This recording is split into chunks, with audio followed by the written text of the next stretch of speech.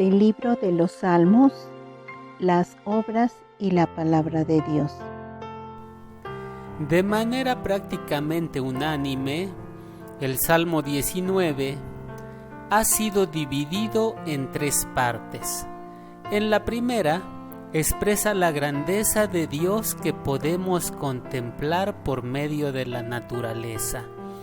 En la segunda, habla de su voluntad revelada por medio de su ley.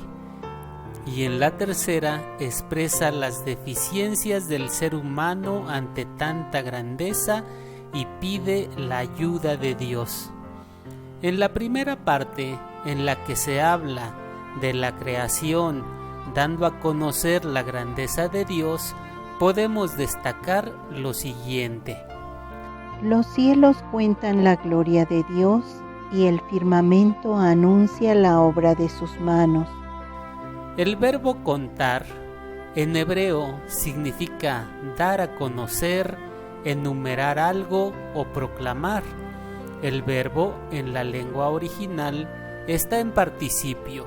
Significa que los cielos en ningún momento dejan de hablar de Dios, siempre están dándolo a conocer. Además, el verbo está también en forma intensiva, expresando así que los cielos nos hablan fuertemente, nos hablan a gritos sobre la gloria de Dios. Un día emite palabra a otro día, y una noche a otra noche declara sabiduría. El verbo que se tradujo como declarar está también en forma intensiva. Expresa que el mensaje de la grandeza de Dios una noche lo transmite a otra con una enorme intensidad. No hay lenguaje ni palabras, ni es oída su voz. La forma en la que la creación nos habla no es un lenguaje humano entendible. Por toda la tierra salió su voz y hasta el extremo del mundo sus palabras. La palabra que Reina Valera tradujo como su voz significa sus sonidos, expresando que hasta en los rincones más extendidos del mundo se puede saber de Dios, porque los sonidos de la naturaleza también nos hablan de Él. La expresión que en el versículo 4 se tradujo como palabras, en la lengua hebrea significa habladurías. En el libro de Job, capítulo 30, versículo 9, esta palabra fue utilizada por Job para decir que todos estaban hablando de él. De la misma manera, toda la creación se la pasa hablando siempre de Dios. En ellos puso tabernáculo para el sol. El sol era un dios poderoso para muchos de los antiguos pueblos vecinos de Israel, pero en la Sagrada Escritura simplemente es una lumbrera a la que Dios domina a placer, y si quiere lo embellece o si quiere lo oscurece. Lo mismo pasa con Leviatán, que era un dios temido y feroz para muchos pueblos, pero para la Sagrada Escritura era una simple mascotita a la que Dios le había permitido jugar un rato en los pequeños mares que Él creó con su maravilloso poder. En la segunda parte, en la que se habla de la ley que da a conocer la voluntad de Dios, podemos destacar que se utilizan 6 sinónimos para hablar de la Sagrada Escritura: la ley de Jehová, el testimonio de Jehová, los mandamientos de Jehová, el precepto de Jehová, el temor de Jehová y los juicios de Jehová. La ley de Jehová es perfecta, que convierte el alma. El testimonio de Jehová es fiel, que hace sabio al sencillo. El verbo, que en este versículo se tradujo como que convierte el alma, en hebreo está en participio causativo. Significa que la ley de Dios causa u ocasiona una conversión que no es pasajera, sino constante, y que se da en lo más profundo del ser humano. Si parafraseáramos este texto, diríamos: la ley de Jehová es perfecta, que ocasiona que lo más profundo del ser humano esté volviendo a Dios constantemente. El siguiente verbo, que se tradujo como hace sabio al sencillo, tiene la misma construcción. El testimonio de Jehová ocasiona que una persona simple se convierta en un gran sabio. Los mandamientos de Jehová son rectos, que alegran el corazón.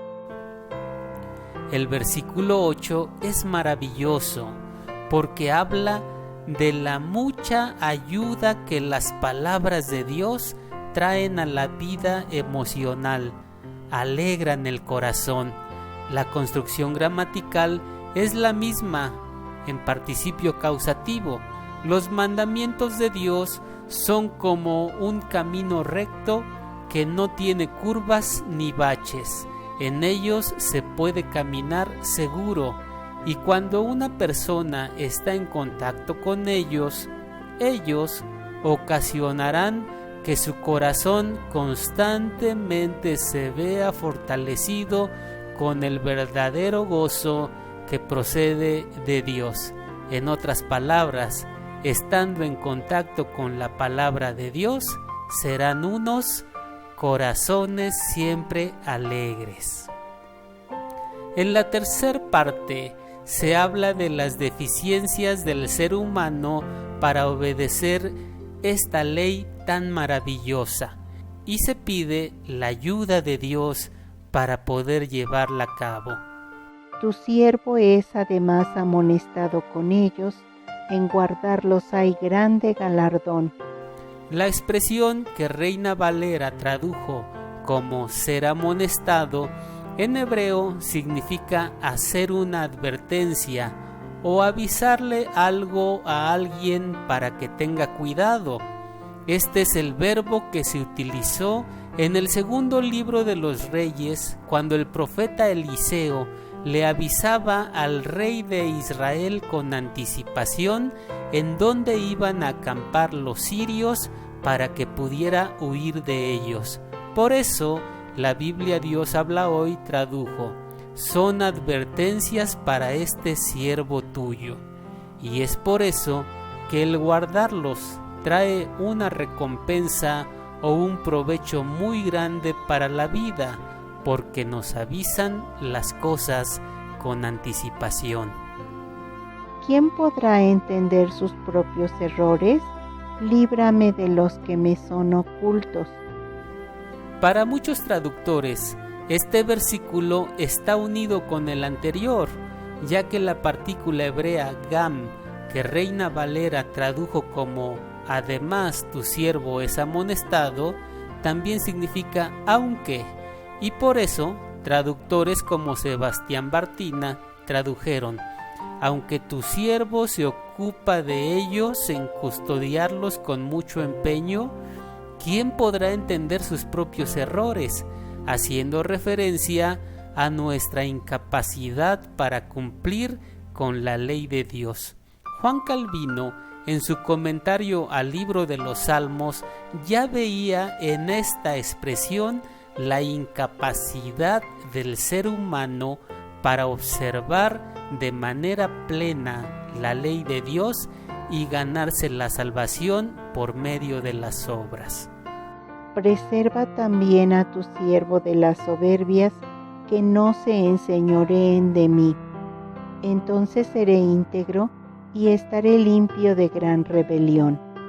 Sean gratos los dichos de mi boca y la meditación de mi corazón delante de ti, oh Jehová, roca mía y redentor mío.